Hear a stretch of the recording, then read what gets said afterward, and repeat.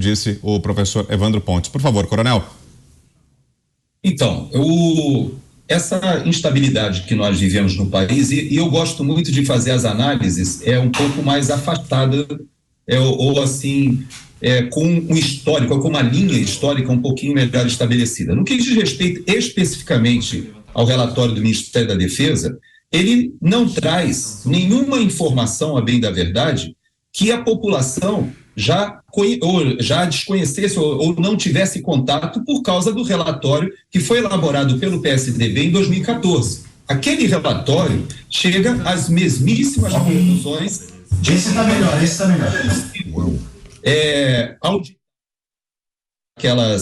As urnas ou o sistema, se não for possível ingressar dentro do código-fonte e, mais ainda, fazer uma verificação em tempo real, de preferência inopinada, sem que se saiba onde vai fazer essa verificação por amostragem em todo o país, em que se possa rodar o código-fonte com o código de máquina, aquele binário, ou seja, aquilo que sai do código-fonte e roda na máquina. Como isso não foi feito e nunca foi feito, nós temos que confiar no sistema.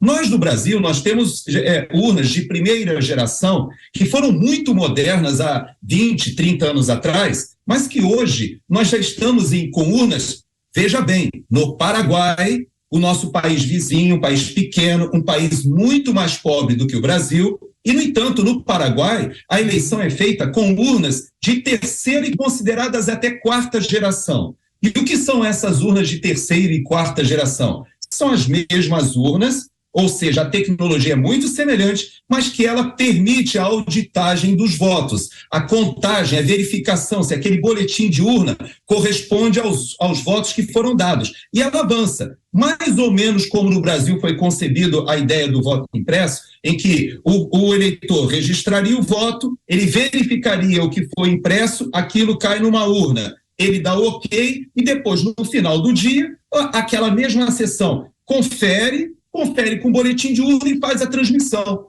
Estaria resolvido o problema. Mais ainda, essas denúncias que nós estamos vendo, que a população fica inquieta, fica desconfiada de que houve muitas sessões, ou seja, muitas urnas com 0 votos para o presidente Bolsonaro, facilmente seriam resolvidas, porque ali estariam os votos para serem verificados pelos fiscais de partido. Então, é algo plenamente factível, mas nessa urna de terceira geração, que por sinal é fabricada por uma empresa argentina e foi vendida para o Paraguai, ganhou a licitação, venceu de empresa de 4, 5, 6 empresas estrangeiras mais sofisticadas, até da Coreia do Sul, e essa empresa argentina que ganhou e entregou uma tecnologia super avançada, disponível, que está do nosso lado. Então, houve todo um debate dentro do Congresso Nacional, se percebeu essa fragilidade, o PSDB, à época, disse que não podia nem afirmar que sim, nem que não, naquela final que marcou a população brasileira, onde a presidente Dilma vence o candidato Aécio Neves,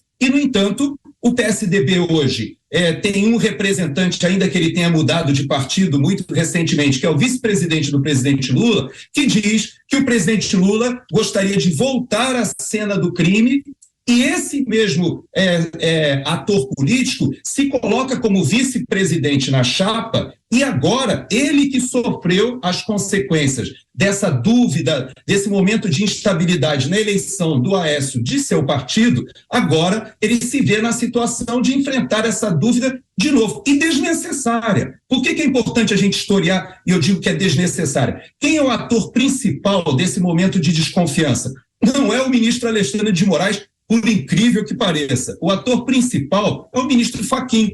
E por que eu digo que é o ministro Fachin? Porque quando o ministro Barroso convida as Forças Armadas, ele convida, talvez até na boa-fé, de que faria somente aquela verificação, uma confraternização de técnicos da academia, dos órgãos de controle da União. No entanto, as Forças Armadas mandaram o que nós temos de mais sofisticado e no estado da arte do que existe hoje de controle de defesa cibernética.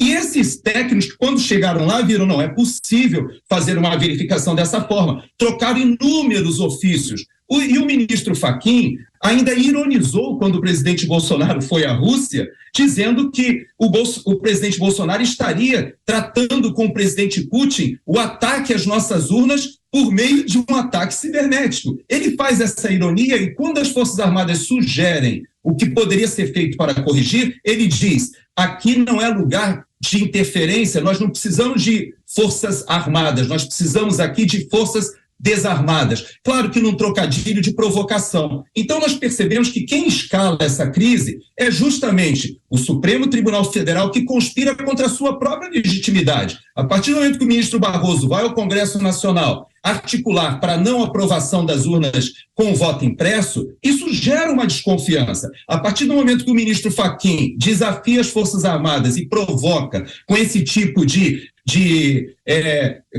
mensagem dúbia, né? Querendo dizer que aqui as Forças Armadas não têm lugar, passando a ideia de que as Forças Armadas queriam interferir. Pelo contrário, as Forças Armadas aportaram seus melhores recursos para que a gente não chegasse nessas eleições com esse tipo de dúvida. E o presidente Bolsonaro, a bem da verdade, alertou diversas vezes que havia esse risco.